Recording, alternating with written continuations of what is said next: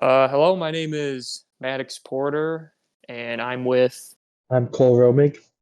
and for this short podcast, we will be talking about the series finale of Attack on Titan and probably Attack on Titan in general. So, Cole, would you like to start off what you thought about the finale? I think the finale was a good end to the show. I wish, as a fan, I wish there could have been different changes, but those just happen to be with production. Um, the finale as a whole, in my opinion, was good. Yeah, I agree. I think the finale was it was definitely something that fans have been wanting to see, whether it be good or bad. Attack on Titan, the finale of Attack on Titan always had pretty big controversy among the fans because of the ending. If anyone ever read the manga, you would know. Me and Cole have read the manga, so we definitely knew what was coming. But I think overall, uh, Studio Mappa definitely tried to do the finale as best as they could, but it definitely it's always kind of like what would have the original studio Wit what would have Wit done with the project. But I think my opinion on Mappa is they definitely pick and choose which shows and projects that they want to do and give them the higher budget, such as Jujutsu Kaisen. I always felt that they didn't really care too much about Attack on Titan and really put all their focus on Jujutsu Kaisen. And it's also, for me, more apparent with their other shows, such as Hell's Paradise, which I thought had very lackluster animation and time put into it, and it overall left kind of a disappointing taste in my mouth. What are your opinions on Mappa, Cole?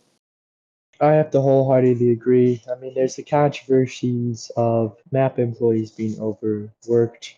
MAPPA is definitely a too ambitious studio. Um, Yeah, definitely they way too ambitious. I agree with that. they they chose to juggle Vinland Saga, Attack on Titan, Jujutsu Kaisen, Hell's Paradise, And and Chainsaw Man as Jujutsu well. Kaisen. Yes, and definitely you can see which one was their baby and which one they just.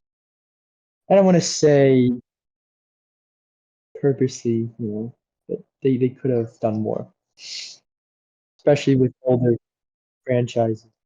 Hmm. Well, obviously, everyone has different opinions on Mappa and other studios, but this isn't a Mappa rant. It's a Attack on Titan discussion. And I think what Attack on Titan as a whole does phenomenally is its story. I think Attack on Titan's story is definitely something that if you go in and you know like nothing about it, it will leave it will leave you with something that you will always kind of remember. That's how I kind of viewed it when I first watched it. What about you, Cole? I would definitely agree to that. I got into the series pretty late, but I wasn't big into anime. And I watched the show spoiler free, and just the amount of like twists and turns and reveals, just one of the greatest stories of all time. I do agree with that to a point, but I think what makes Attack on Titan stick with me especially is how the author Isayama uh, portrayed the idea of there is no heroes and there is no villains in the story, where a lot of it is kind of down to like what do the characters think is right and what do the characters think they should do to try to solve the problems of the world, especially in the case of the main character, Aaron Yeager. The way he wants to solve the world is by quite literally destroying everything in his path to try to flatten the world and create a new one from scratch. I think you made a great point about just say the grayness of it all, because in real life, everyone considers him a good guy, like themselves, the good guy. we just, in pursuit of that, we have it causes conflict. People disagree on things. I think the story as a whole represents that entirely. Um, Aside from the story, I think the characters in the show are all memorable. But I think the whole conversation with Aaron and Armin, it's definitely a step up from what it was in the manga, because the problem with the manga conversation was that it kind of ruined Armin's character a little bit when he thanked Aaron for being a mass murderer for their sake. Very out of character for him to say that.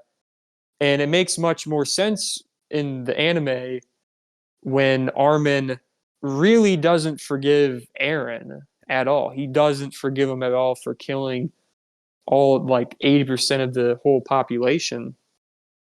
But instead, he realizes that this is still his friend and that this will be the last time they'll ever see him. So instead of, saying goodbye, he promises Aaron that both of them will be in hell together, because if it wasn't for Armin showing him the book of the outside world, that Aaron's whole viewpoint of the world was therefore changed, Aaron would have never gone with this genocidal approach to the world. And then I think is a really nice way to kind of send off Aaron as a character, making Aaron seem to believe that it wasn't just all his fault, but not saying it's everyone's fault, but like it's not just a single person's fault. It can be multiple events leading up to the main event of what Aaron chose to do. Well, that can be seen in many things, and in this show that is seen, you could blame probably half the characters for what happened, or little actions they did that led to this big ending.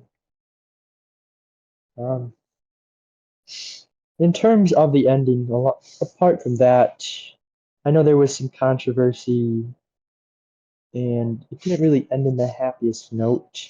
It kind of showed the cycle continued even after they fought so hard to stop, I guess, the end of the world.